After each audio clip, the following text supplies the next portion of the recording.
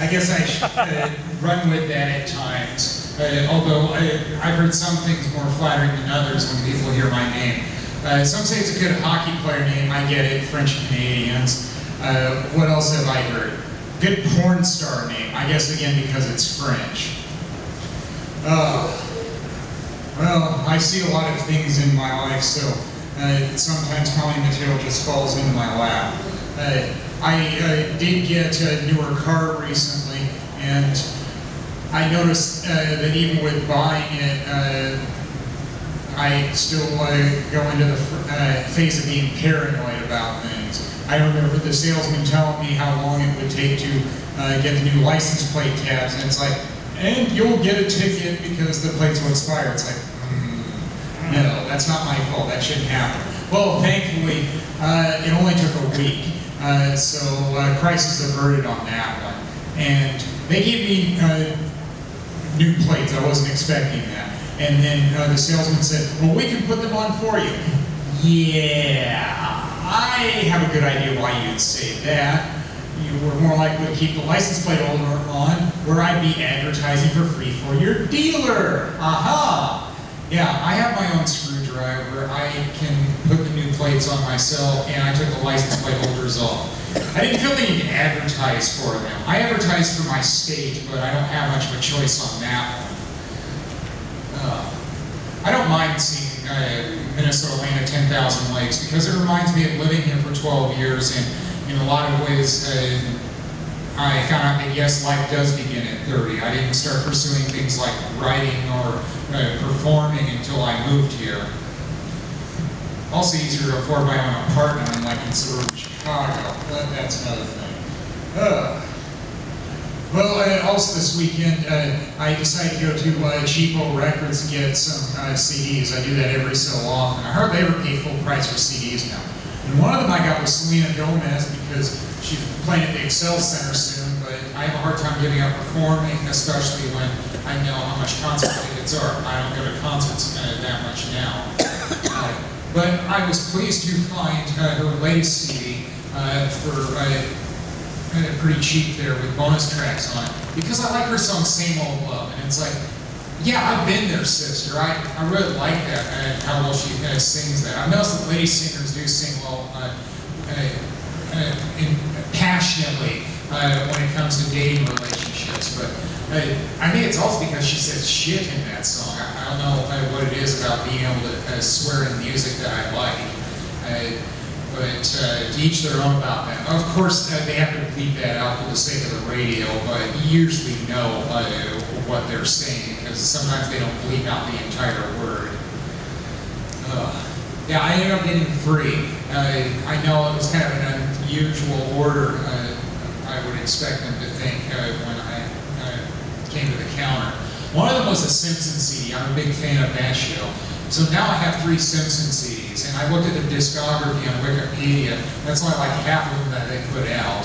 They had a Yellow album, which is a reference to the Beatles' White Album. Then they had Simpsonic, and now I have Simpsons in the Key of Springfield. And I know in one of those, it was just snippets of songs from different episodes. But I still like having it, who doesn't? And not at full price either. The third one I got was a Nicki Minaj CD, which I wanted for a while. And I especially like this one because she does songs with different artists in it. Like one of them is with Eminem, big Eminem fan. And then another one's Rihanna, and I like her too, I've seen her in concert.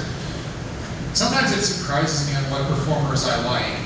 The first time I heard Nicki Minaj, I said, oh, she's destined for stardom, because she was so good as a guest performer on, I think the song's called Bottoms Up. Now I can't even think of the perform on that one, like the Black Eyed Peas maybe.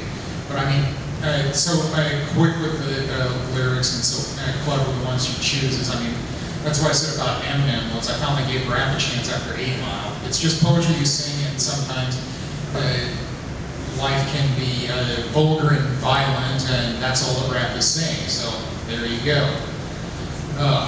I was driving back from a festival this weekend, Composure Days in South St. Paul, and I heard the song Pour Some Sugar on Me by Def Leppard.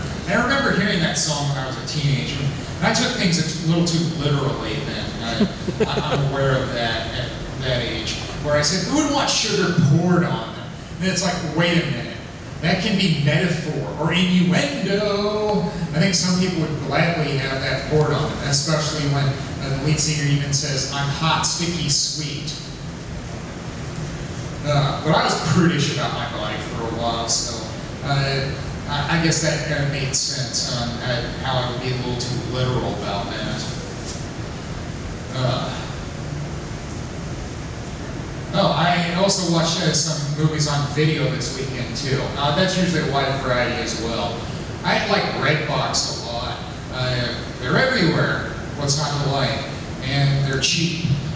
So I got Burlesque, which is that movie about performing that Cher and Christina Aguilera is in. Now I understand a burlesque show that I go to once a month now at a nearby venue, where one performer likes to do a Cher thing where she does a parody of 2 of her songs, I've Got You Babe and Turn Back Time. That's why I like burlesque shows, because they're so clever. I'm smart enough to understand what they're doing parodies of. And I like the song selections too. I mean, sometimes it's music I've never heard of. And I like writing about music on my blog, so what's not to like?